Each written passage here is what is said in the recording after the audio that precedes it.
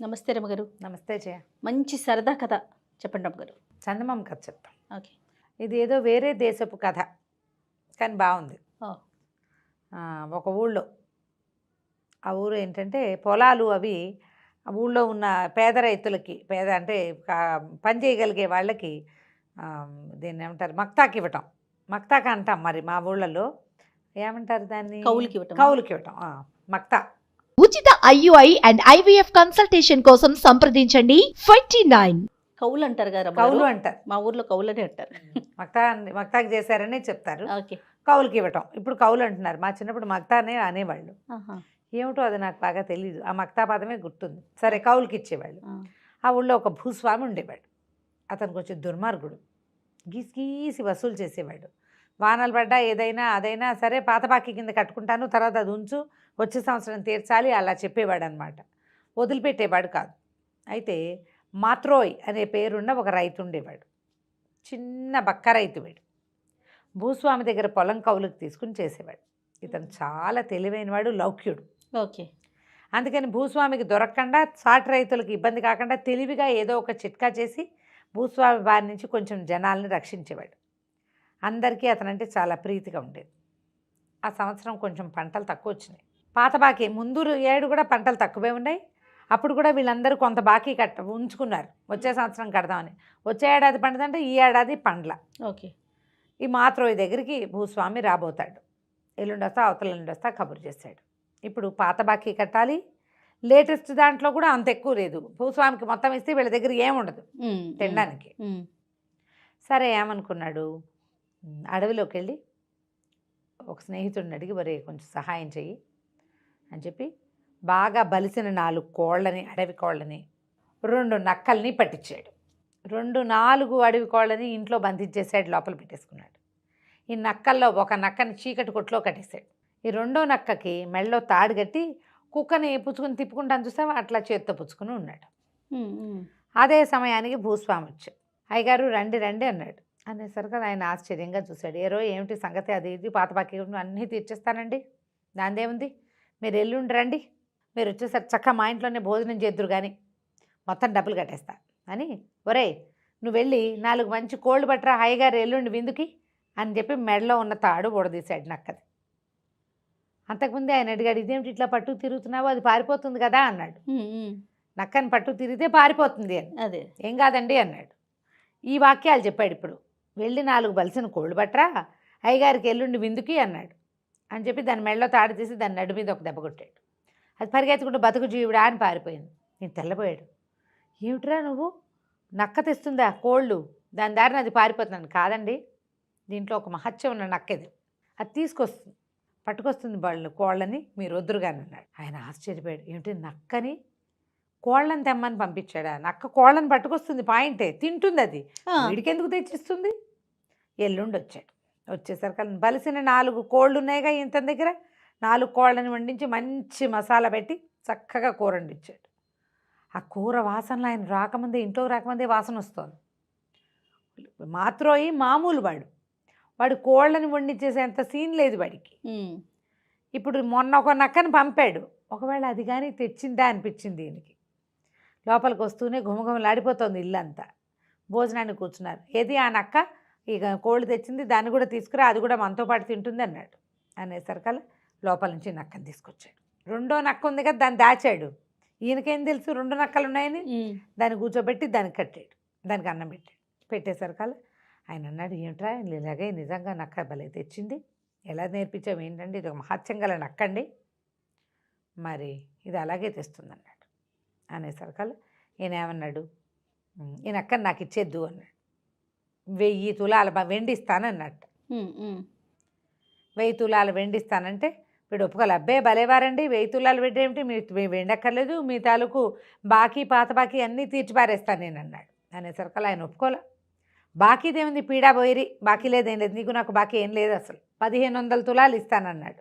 ఇతను నసిగి అదని అది కాదని ఇది కాదని పాత బాకీ మొత్తం రద్దు చేయించుకుని 1500 తులాల వెండి తీసుకుని నక్కని తాడిచ్చి చేతిలో పెట్టాడు. తాడు తెచ్చి జమీందారు ఆ నక్కని పుచ్చుకుని తీసుకుపోయాడు ఇంటికి. అదే ఆయన భూస్వామి. తీసుకెళ్ళి ఇంటికెళ్ళి భార్యకి చెప్పాడు, ఏమేవ్ చూసావా ఎంత బాగా తెచ్చానో అన్నాడు. మాత్రం దగ్గర నుంచి డబ్బులు తెచ్చుకున్నారా లేదా అంది. డబ్బులు తేవటం ఏమిటి, నేను బ్రహ్మాండమైన నక్కను తెచ్చాను, ఇవాళ నేను తిన్న పీగల దాకా కోడి మాంసం, ఆ మాంసాన్ని ఇదే తీసుకొచ్చింది ఈ నక్కే, కావాలంటేనా ఇప్పుడు పంపిస్తే పట్టుకొచ్చేస్తుంది అన్నాడు. ఆవిడంది, మీ మొహంలా ఉంది, నేను నమ్మను అంటే, కాదు నిజంగా, ఒరే నువ్వు వాళ్ళ వెళ్ళి అడవిలోకి వెళ్ళి 4 కోళ్ళు పట్టరా, మీ అమ్మగారిని నమ్మిద్దామని నక్క మెళ్ళలోంచి తాడోడు తీశాడు. అది బతుకు జీవుడా అని పారిపోయింది. 4 కాదు 14 రోజులు గడిచినా రాలా.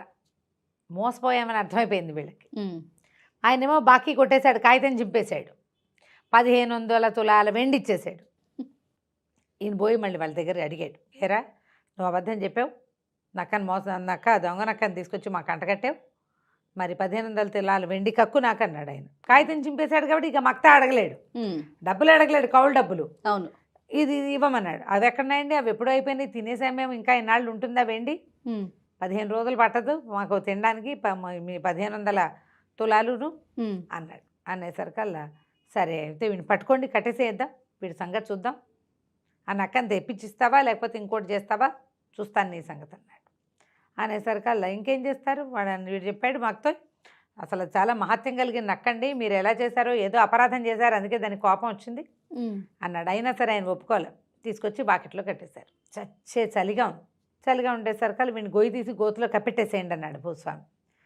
పని వాళ్ళంతా అన్నారు, ఏమండి ఇంత చలిగా ఉంది, ఇప్పుడు గోతులు తీయలేము, రేపు పొద్దున్న తీస్తాం, పిచ్చి చలి అంటే. ఈయన ఏమన్నాడు, చలిలోనే వీడిని కట్టేయండి, వీడు రోగం కుదురుతుంది, రేపొద్దుటి బీసుకుపోతాడు, ఈజీగా చచ్చిపోతాడని చెప్పేసరికల్లా వాడిని అక్కడ మక్తోని బయట కట్టేశారు, కాలుకో తాడు కట్టి వదిలిపెట్టారు.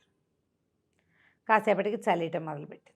చలేస్తుంటే ఏమనుకున్నాడు, చలేస్తుంది, ఏదైనా పని చేస్తే చలిపోతుంది. చూస్తే ఆ పక్కన గానుగ ఒకటి ఉంది. గానుగ ఏంటి, అది ఈ నూనె తీయటానికి మనం నువ్వులు పోసి ఆడుకుంటాం కదా, నువ్వులు పోసి దాన్ని పట్టుకుని ఇట్లా గుండ్రంగా తిప్పితే ఏమవుతుంది, నూనె వస్తుంది. అందులో నువ్వులు గివ్వులు ఏం లేవు. ఈ మగ్తో ఏం చేశాడు, ఆ తాడు కొంచెం దూరంగా వస్తే ఈ దీని దాకా గానుగ దాకా వచ్చి ఆ గానుగను తిప్పడం మొదలుపెట్టాడు. ఇదంతా అర్ధరాత్రి జరిగింది. తెల్లవారుజామున 4 పనివాళ్ళు వచ్చారు. వాళ్ళు ఆశ్చర్యపోయారు. చెమటలు బట్టి ఉన్న మగ్తోని చూసేసరికి వాళ్ళు ఆశ్చర్యంగా ఉంది. వాడిని చూస్తూ తెల్లబోయి లోపలికి వెళ్ళారు. ఎరా వచ్చారా, చచ్చాడా వాడు అన్నాడు. చచ్చటం ఏంటండి, వాడు ఇంత చల్లో మేము స్వెటర్లు వేసుకుని చచ్చి చెడి వస్తే వాడు పోయి శుభ్రంగా చెమటలు కక్కుతున్నాడండి, చెమటలు పోసేసినాయి వాడి ఒళ్ళంతటా. ఆశ్చర్యపడి, చల్లో చెమటలు పోయటం ఏంట్రా, వాడు అప్పటిదాకా పరిగెత్తాడు, చెమట పోయికి ఏం చేస్తుంది. అవును, ఈయన బయటకు వచ్చాడు. ఏరా నీకు చల్లట్లేదండి, చల్లెక్కడండి, ఫు అనుభూతుకున్నాడు. చెమటలు ముచ్చెమటలు ఉన్నాయి ఒళ్ళంతా. ఎటా చెమటలు పోసినాడు ఆ చల్లో నీకంటే, ఈ చొక్కా మహత్యం అండి, మా 3 తరాల నుంచి ఈ చొక్కా వస్తుంది, మా తాతల నాటి నుంచి అన్నాడు. అదేంటి నిజం, ఆ చలిదా అన్నాడు. ఎక్కడేస్తుంది చూడండి చలి, చెమటలు అని ఇట్లా చెమటలు తీసి ఇట్లా చల్లాడు. ఆయన ఆశ్చర్యపోయాడు. ఊరిని బలేందిరా అని, మరేమిటి చొక్కా ఇచ్చే నాకు అన్నాడు. నేనేమనండి, మహత్యం గల నక్కని తెచ్చిస్తే మీరు దానికి ఏదో చేసి దాన్ని పంపేశారు, అంతకంటే మహత్తు కలిగిన తాతల చొక్కా ఇది, నేను ఏమనండి అంటే ఈయన మళ్ళీ 1500 తులాలు వెండిస్తానన్నాడు. ఆ పాత చొక్కా అంగీ లాంటిది అది పుచ్చుకుని వాడిని వదిలేశాడు. ఆ 1500 పుచ్చుకుని వెళ్ళి ఇంటికి వెళ్ళిపోయాడు. ఈయనేం చేశాడు, మర్నాడు రాజు అత్తవారింట్లో ఏదో పార్టీ ఉంటే తన చలికొట్టు గిలికొట్టు అన్ని పక్కన పెట్టి ఆ పాత చొక్కా వేసుకుని వెళ్ళాడు. వెళ్ళేసరికి అందరూ నవ్వారు. చలేసి చచ్చాడు ఆయన. అదొక పల్చటి మామూలు చొక్కా, దాంట్లో చలేదు, చలికాలం అక్కడంతా మంచు కురిసేది.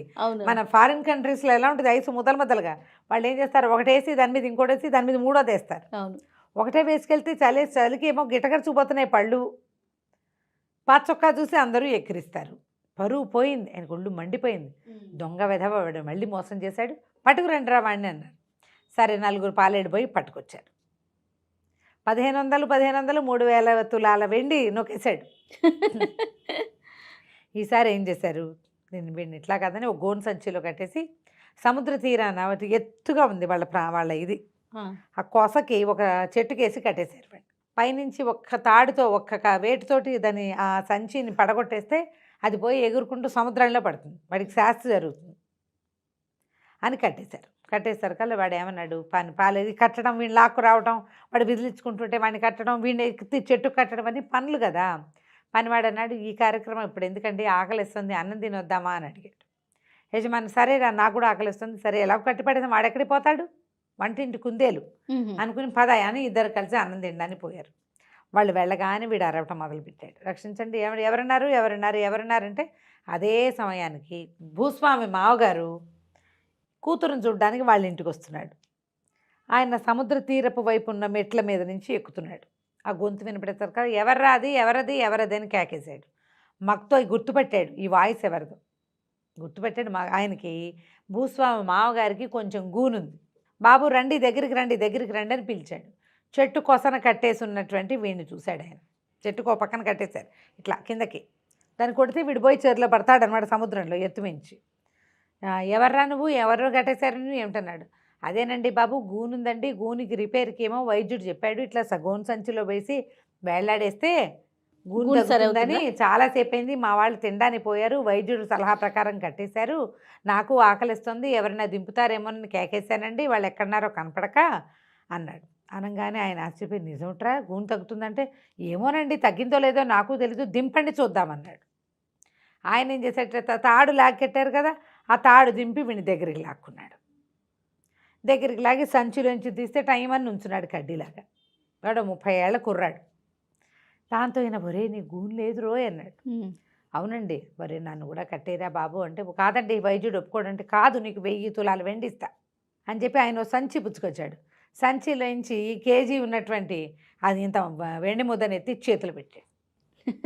ఈ ముద్ద పట్టుకెళ్ళు, నన్ను ఇందులో కట్టి అనగానే వీడేం చేశాడు, ఆ ముసలాయన్ని అందులో కూర్చోబెట్టి కట్టేసేసి ఆ వెండి ముద్ద పుచ్చుకుని తన దారిని తను వెళ్ళిపోయాడు.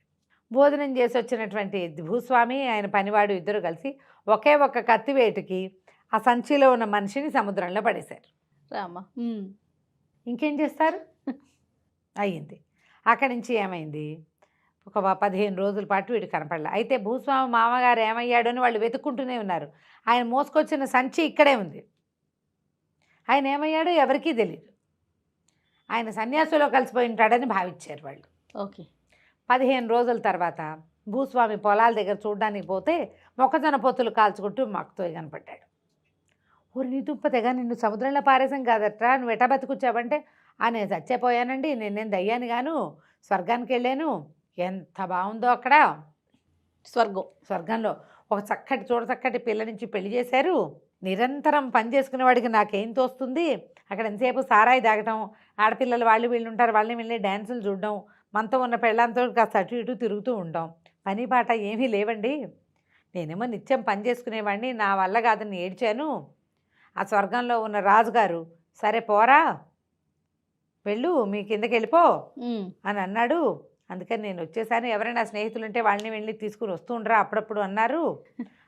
అనేసరికి ఆశ్చర్యపడి నిజమా అన్నాడు. నిజమేనండి, నా పెళ్ళ నాకు ఒక పిల్లనిచ్చి పెళ్లి చేశారు కూడాను, ఆ అమ్మాయి ఏమో నువ్వు ఇక్కడుంటేనే నీతో ఉంటానంది, రేపు ఎప్పుడో వచ్చే వారం వెళ్తానండి, దాని పుట్టినరోజు ఉంది అన్నాడు. అనేసరికి ఆశ్చర్యపడి వీడు వెర్రి వెదవా ఇక్కడ ఏం ఉద్ధరించడానికి వచ్చాడు, హాయిగా 4 ఆడపిల్లలను పెట్టుకుని హాయిగా ఉండక అక్కడ 4 అబ్బాయిలు ఉంటాయి వాళ్ళతో ఉండొచ్చు కదా అని అనుకుని, ఏరా నేను నీకు మంచి స్నేహితుడిని కాదుట్రా అన్నది. ఎందుకు కాదండి, మీరు చాలా మంచి స్నేహితుడు, మరి నీకు స్వర్గంలో ఉన్న రాజుగారు ఎవరైనా తీసుకురమ్మన్నాడు కదా, నన్ను తీసుకెళ్ళచ్చు కాదుట్రా అన్నాడు. దానికేమండి, తప్పకుండా మా ఆవిడ పుట్టినరోజు వస్తుంది కదా స్వర్గంలో ఆవిడది, అప్పుడు వెళ్దాంలేండి అన్నాడు. సరే ఈ లోపల మరి నీకేం కావాలండి, ఏముందండి నాకు 1 ఎకరమే కదా పొలం ఉంది, 4 ఎకరాలు ఏమైనా ఇప్పించండి అంటే ఈయనేం చేశాడు, వాడింటికి వెనకాతలు ఉన్నటువంటి తన 4 ఎకరాల పొలాన్ని మక్తో పేరు మీద రాసి కాగితం చేతిలో పెట్టాడు.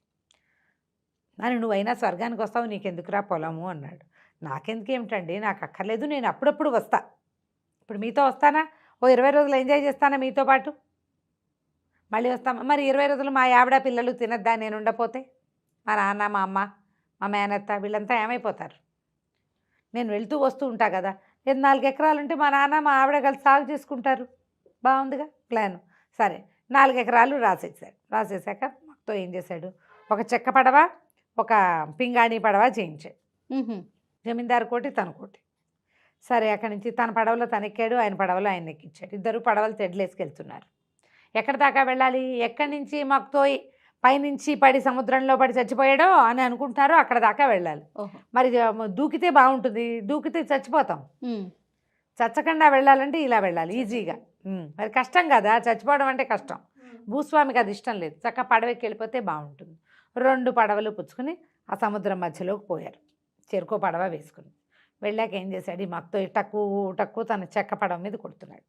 ఏమిట్రా కొడుతున్నావు అంటే, దేవదూతలు వస్తారండి ఇలా కొడితేనే అన్నాడు. అనేసరికల్లా ఎవ్వరూ రాల. భూస్వామి ఆగలేకపోతున్నాడు. ఆయన ఏమన్నా అంటే, ఒరే నీ చెక్క పడవ మీద డంగ్ డంగమని ఏం శబ్దం రా, నా పడవ మీద కొట్టు టింగ్ టింగ్ అని మంచి శబ్దం వస్తుంది అన్నాడు. ఓకే. అనగానే వీడి తెడ్డి పెడేయాలని 2 దెబ్బ కొట్టేసరికల్లా టింగ్ మంటంతో పాటుగా పడవ పగిలింది. భూస్వామి భూస్థాపితం అయిపోయాడు. జలంలోకి వెళ్ళిపోయాడు, నీళ్ళల్లోకి. ఎంతసేపటికి పైకి రాలేదు. పాపం స్వర్గారోహణ జరిగిపోయింది అనుకుని మక్తో వెనక్కి తిరిగి వచ్చేసాడు. అందరూ భూస్వామి ఏడి అని అడిగారు, కానీ ఇతన్ని ఎవరు అడుగుతారు, ఇవన్నీ రహస్యాలు కదా. ఆయన కనపడలేదు. భూస్వామి గారు కొడుకు చిన్నవాడు కాబట్టి వాడి రాజ్యం వచ్చేటప్పటికి కాలం ఎలాగో మారిపోతుంది. మక్తోకి 4 ఎకరాల పొలం సొంతానికి ఏర్పడింది. హాయిగా వాడి దారిని వాడు ఉన్నాడు. కథ కంచికి మనం ఇంటికి. సర్వేశ్వర ఈ రోజుల్లో కూడా ఉంటే ఎంత బాగుండో. అవును కదా రమ్మ గారు. రైట్ అండి, నమస్తే.